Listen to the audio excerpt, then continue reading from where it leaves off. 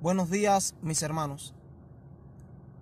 Les quisiera hablar sobre un tema importante en este día también.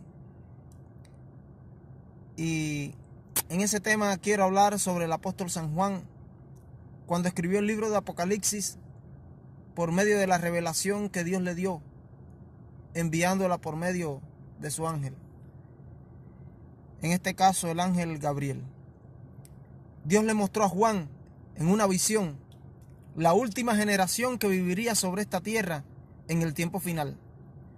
Esa generación se menciona allí en el libro de Apocalipsis, en el capítulo 14, desde el versículo 1 hasta el versículo 5.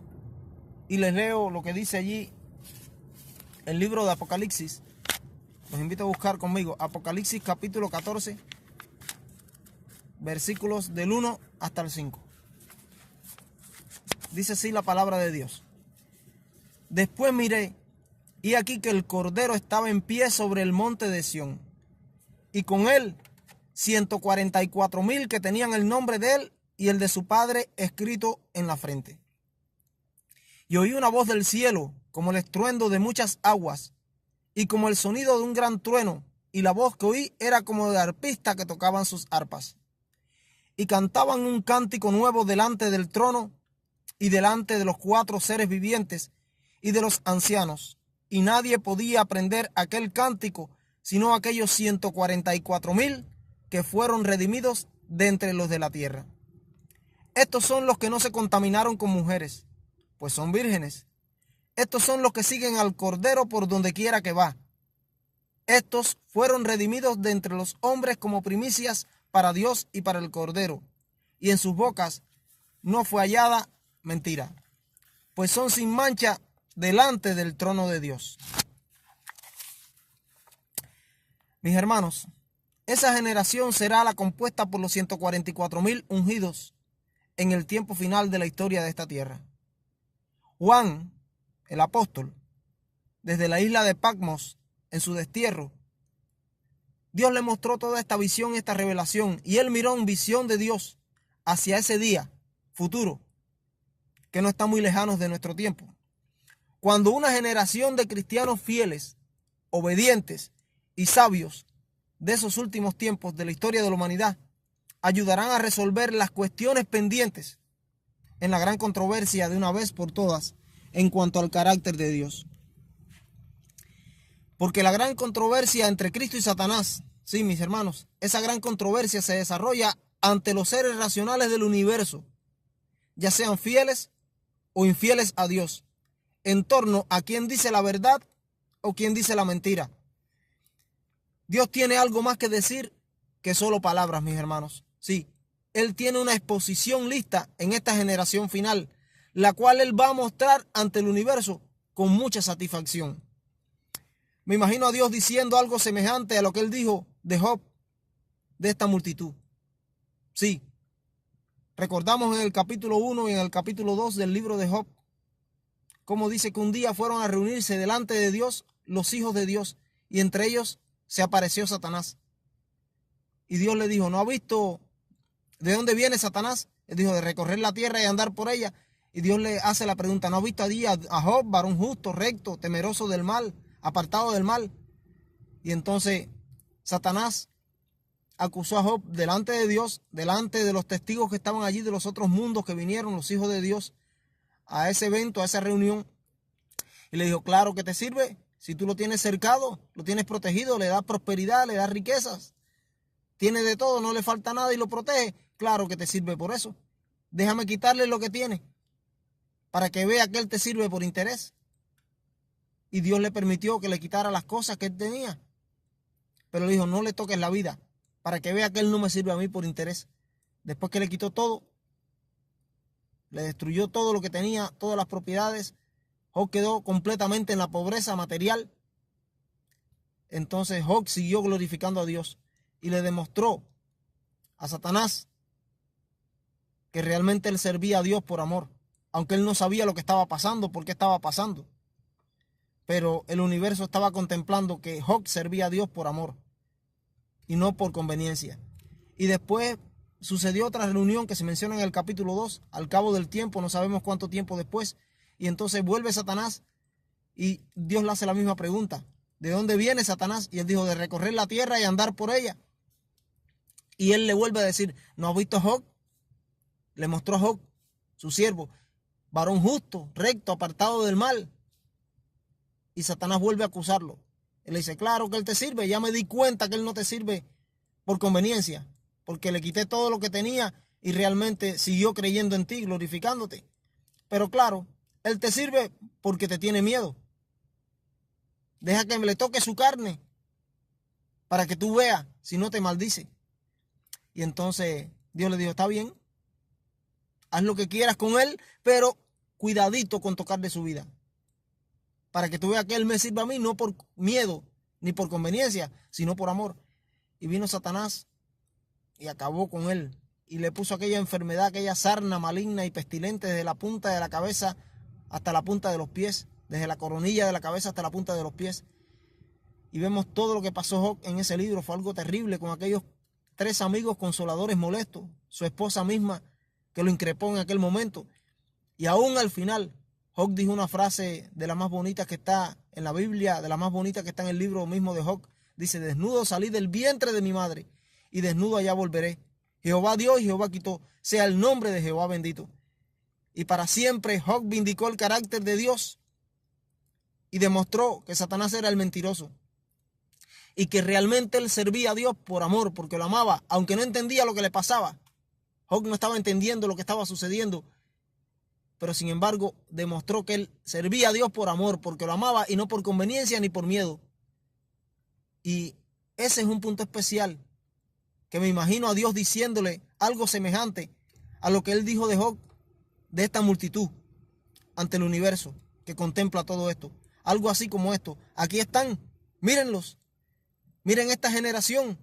Fíjense bien en estas personas. Estos son mi gente. Esta es la forma en que he querido que todas mis criaturas vivan sobre la tierra. Sí, mis queridos hermanos. Este remanente que según Apocalipsis capítulo 14 en el versículo 12 guarda los mandamientos de Dios y tienen la fe de Jesús, habrán demostrado que la fe, como la que tuvo Jesús, la cual ellos poseen, produce un carácter como el que tuvo Jesús. Sí, un carácter de plena relación y obediencia con Dios. Un carácter que alcanzará la perfección de esa generación final con la ayuda y el poder del Espíritu Santo en sus vidas. Sí, esta demostración completa reivindica el carácter de Dios para siempre, mis hermanos, y el gobierno de Dios ante el universo, y resuelve la cuestión de su justicia y misericordia para siempre. El deseado de todas las gentes, se los busco, en la página 671, sí, deseado de todas las gentes, página 671, dice lo siguiente. Escuchemos. La imagen misma de Dios debe reproducirse en la humanidad.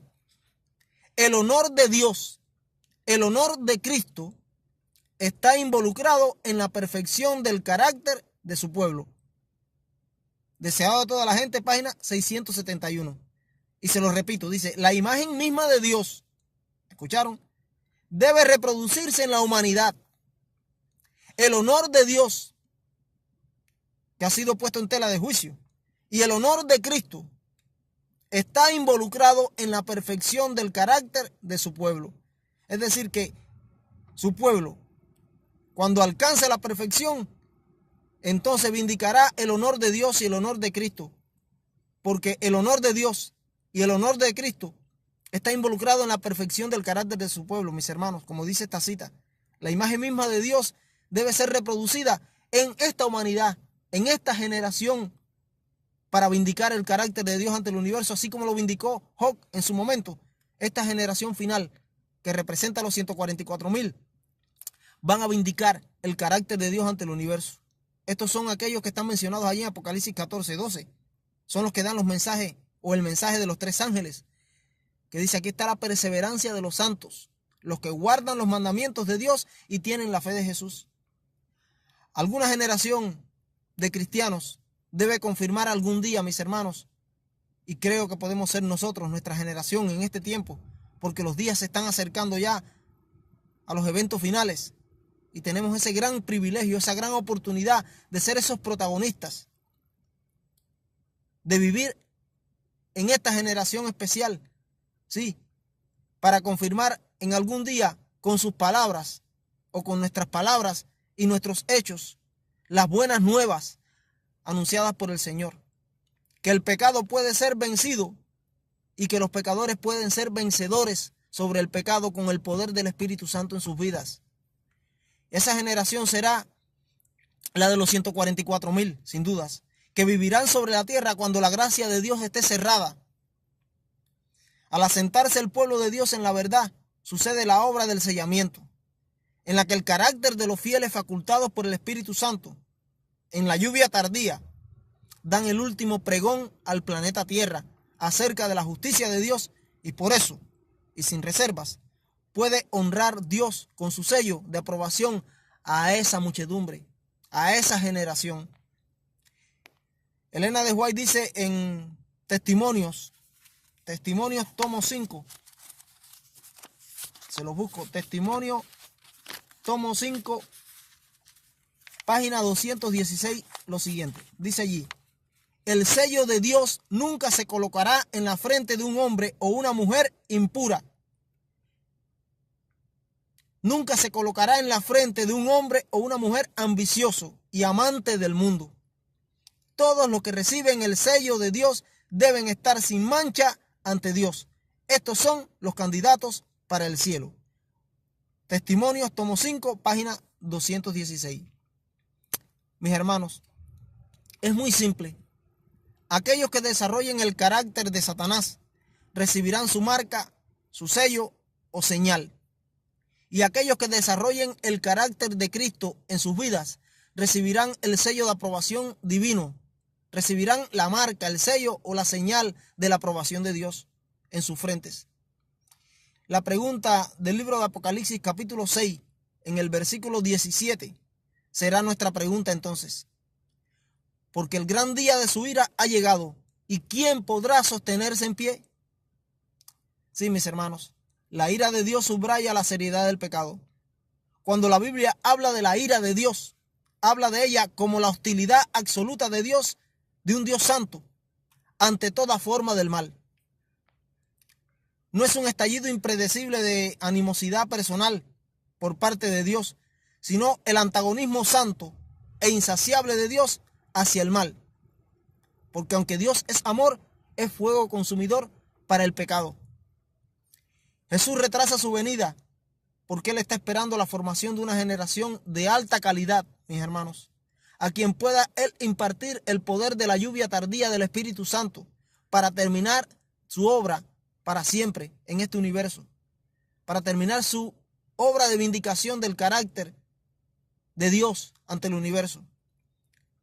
Esto es la teología adventista histórica, mis hermanos, sí, es una teología adventista histórica, porque recordemos que Waggoner y Jones, los predicadores de Minneapolis, hablando en la conferencia general en el año 1897, dijeron esto, y tengo la cita aquí anotada de lo que Waggoner y Jones dijeron en el año 1897.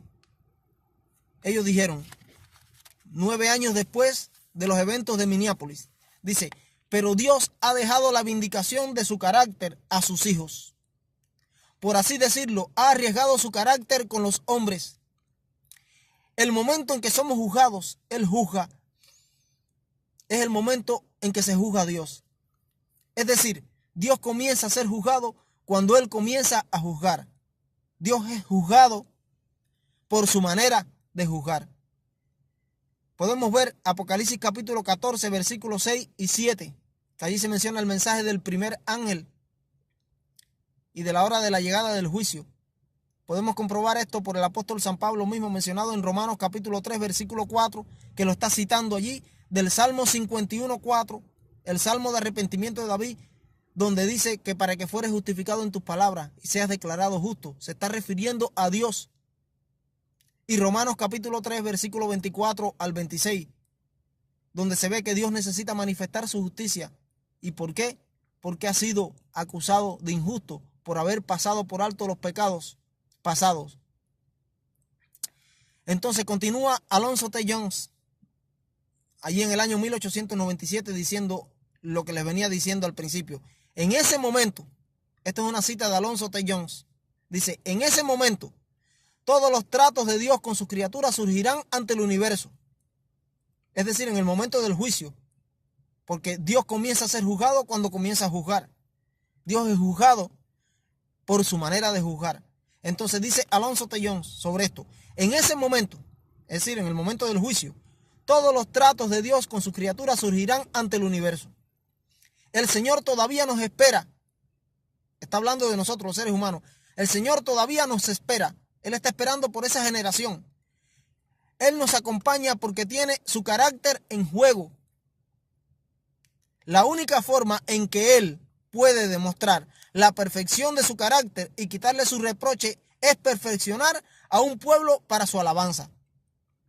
Esta generación final demostrará con la purificación de sus corazones y de sus mentes, al vencer sobre el pecado en su naturaleza caída, que Dios es justo. Como único, Cristo puede concluir la obra de la expiación en el santuario celestial, en el lugar santísimo, es que el pecado sea completamente limpiado y purificado del corazón y de la vida de su pueblo en la tierra. Porque si esto no sucede, Él tendría que permanecer en el santuario celestial, mis hermanos, intercediendo continuamente e ininterrumpidamente por su pueblo aquí en la tierra, porque el pecado sigue existiendo. Esto sería porque Él tendría que hacer provisión constante para el pecado de sus hijos.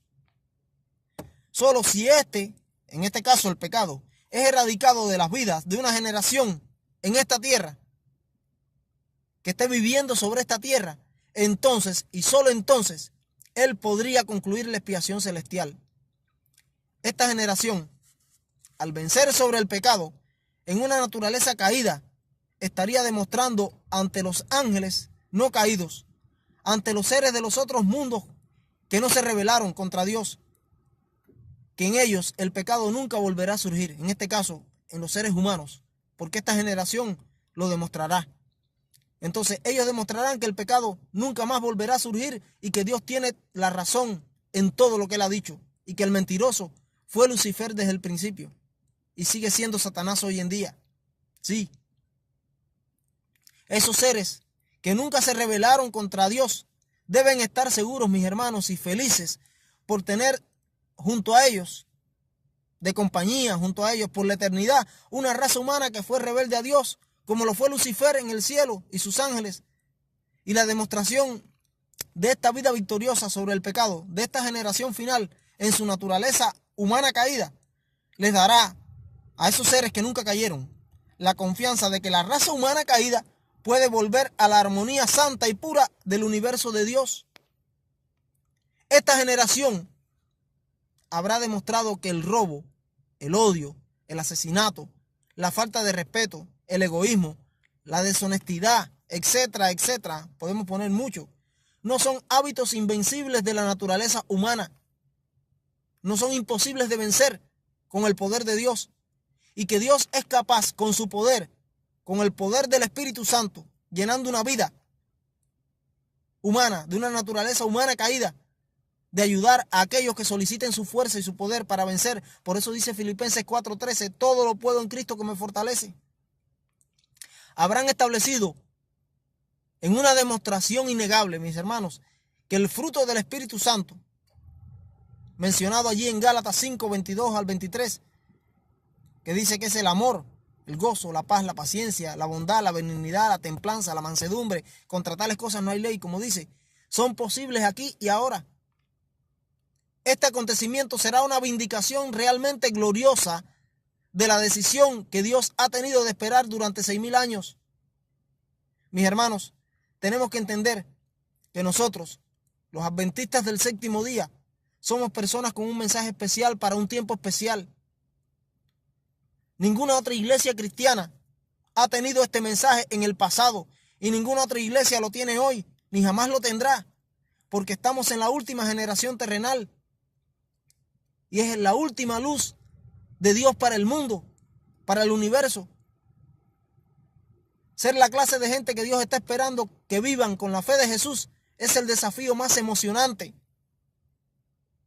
el desafío más grande que se haya dado jamás a cualquier criatura del universo. Y es nuestro privilegio obtener ese privilegio, y valga la redundancia. Por absurdo que parezca, este movimiento, aunque parezca pequeño, quien será la clave significante de todos estos eventos, está llamado a cumplir el plan y el propósito de Dios, que es vindicar su carácter ante el universo. Y este hecho, en parte, es la clave del evento más grande que haya tenido lugar jamás. En el plan de la salvación, Dios depende de la respuesta de los seres humanos y trabaja con ellos. Y eso somos tú y yo que me escuchas. Esta es la verdadera razón de ser del adventismo. Humillémonos, mis hermanos, para que sea pronto. Necesitamos la humillación, el arrepentimiento y pedirle a Dios que nos cambie nuestra vida, que nos ayude a vaciarnos del yo. Como dice Gálatas 2:20, con Cristo estoy juntamente crucificado y ya no vivo yo, mas vive Cristo en mí. Y lo que vivo ahora en la carne lo vivo en la fe del Hijo de Dios, el cual me amó y se entregó a sí mismo por mí. Es lo que dice Filipenses 2:5 en adelante. Haya pues en vosotros, es decir, en ti y en mí, este sentir que hubo también en Cristo Jesús, el cual siendo en forma de Dios no estimó el ser igual a Dios, sino que se despojó a sí mismo de todo. Dios nos pide que nos vaciemos de nosotros, de nuestro orgullo, de nuestro yo, de nosotros mismos para llenarnos de Él. Que tengamos la mente de Cristo. Dice, haya pues en vosotros este sentir que hubo en Cristo. Busquemos la presencia de Dios diariamente, cada hora, siempre. Necesitamos eso para vencer, para recibir el poder del Espíritu Santo en nuestra vida y que el pecado de nuestras vidas sea completamente borrado del santuario celestial, para vencer sobre el pecado y sobre el mal. Tenemos el increíble privilegio, mis hermanos, de ser parte de la misión final de Dios en el planeta Tierra. Y por eso, dice la Biblia allí, en el cántico de los 144,000, que estos tienen un cántico nuevo, un cántico que nadie puede aprender. Es el cántico de su experiencia y es lógico que nadie más pueda aprender ese cántico, porque nadie jamás vivió en el pecado venciendo sobre el pecado en una generación. Y como esta multitud de los 144,000 van a vencer, van a estar durante el tiempo de angustia de Jacob, durante un tiempo que no va a existir más gracia porque la gracia habrá cerrado, los pecados habrán sido borrados completamente ya. Entonces van a vivir en una naturaleza humana caída, pero victoriosos en el nombre del Señor, bajo el poder de la lluvia tardía del Espíritu Santo sobre el pecado. Y entonces, como van a ser victoriosos de esta manera, tendrán una única experiencia, porque más nadie, como compañía, como generación, ha vivido esta experiencia. Y por eso tienen ese cántico, el cántico de Moisés y el cántico del Cordero. ¿Por qué motivo? De Moisés y del Cordero. Porque esta generación se vacía de sí, se vacía de su yo, para llenarse completamente de Cristo, del poder del Espíritu Santo en sus vidas. Y entonces deciden darlo todo por amor a Dios, como hizo Job. Sí, no por conveniencia, no por miedo, no por el premio de la vida eterna, no por el premio de la ciudad de Dios, de la Nueva Jerusalén, no por todos los privilegios que traen aparejado el hecho de obtener esa vida eterna con Dios y ser salvos para siempre y por la eternidad. No, lo hacen como hizo Moisés. Recordamos la historia de Moisés. Moisés estuvo dispuesto a que su nombre fuese borrado del libro de la vida. Cuando Dios, airado, le mostró que iba a destruir al pueblo, Dios le dijo, no, si los vas a destruir a ellos, destrúyeme a mí. Pero a Moisés lo más que le interesaba era el honor de Dios, vindicar a Dios ante las naciones que estaban vecinas. Él decía, ¿cómo van a decir estas naciones que nos sacaste de Egipto y que no pudiste lograr esa victoria con nosotros y que destruiste a la nación en el desierto? No, Señor, no formes un nuevo pueblo, este mismo pueblo. Y si lo vas a eliminar a ellos, bórrame a mí. Moisés estuvo dispuesto a perder la vida eterna. Estuvo dispuesto a perder su vida por vindicar el carácter de Dios. Lo mismo hizo Cristo en Getsemaní. Allí recordamos, dice que Cristo oró 3 veces para que pasara la copa aquella que iba a beber, pero que no se hiciera como él quería. La humanidad de Cristo rehuía a enfrentar aquel momento, porque sabía que iba a recibir toda la carga del pecado de la humanidad sobre él, y que eso le iba a costar la separación del Padre, y que eso le iba a costar su vida. Y Cristo padeció la segunda muerte. La muerte de la separación eterna de Dios fue la que Cristo vivió. No fue la muerte primera de Adán que sufrimos todos los seres humanos, sino que fue la segunda muerte que ha de destruir a los impíos al final del milenio. Esa fue la que Cristo pasó allí en la cruz del Calvario, y por eso él sintió aquel sentimiento tan duro, tan fuerte en la cruz. Dios mío, ¿por qué me has desamparado? Sintió el desamparo, la separación del Padre, porque el pecado lo separó del Padre en su vida allí. Él fue el divino portador del pecado. Y entonces él no quería pasar aquel momento. Él le dijo, pero que no se haga como yo quiero, sino como tú, que se haga tu voluntad. Y Cristo, por honor a Dios, por honor al Padre, estuvo dispuesto a perder su propia vida. Lo mismo Moisés. Por eso es que esa multitud canta el cántico de Moisés, siervo de Dios, y el cántico del Cordero. Es el cántico de su experiencia, porque se vacían de su yo completamente, para que se haga la voluntad de Dios en sus vidas, para vencer sobre el mal, sobre el pecado. Y Dios orgullosamente muestra ante el universo a esa generación, demostrando que Satanás siempre fue el mentiroso desde el principio. Por eso el honor de Dios y el honor de Cristo están comprometidos en la vindicación del carácter y la perfección de su pueblo. Dios quiere terminar con el pecado. Dios quiere terminar para siempre, pero Él necesita una generación que colabore con Él, discúlpenme. Una generación que se comprometa completamente con Él y se llena del Espíritu Santo para demostrar ante Satanás, ante el universo, ante todas las criaturas, los ángeles, que realmente el ser humano con el poder de Dios puede vencer en una naturaleza humana caída sobre el mal. Y cuando eso se logre, entonces la gracia se cerrará y estaremos listos para ir con Él, a vivir y morar con Él. Y por eso dice que uno de los privilegios de los 144,000, sí, uno de los privilegios es visitar todos los mundos, todos los planetas. Pero será principalmente por eso, porque esa multitud, esa generación, será como la reliquia especial de Dios ante el universo, para demostrar que sí se podía vencer sobre el mal y sobre el pecado, aún con una naturaleza caída, 6,000 años después que Adán había caído. Es increíble. Y esos podemos ser tú y yo. Quiera Dios que podamos estar entre los 144,000. Elena de White una vez escribió que procuráramos estar entre los 144,000.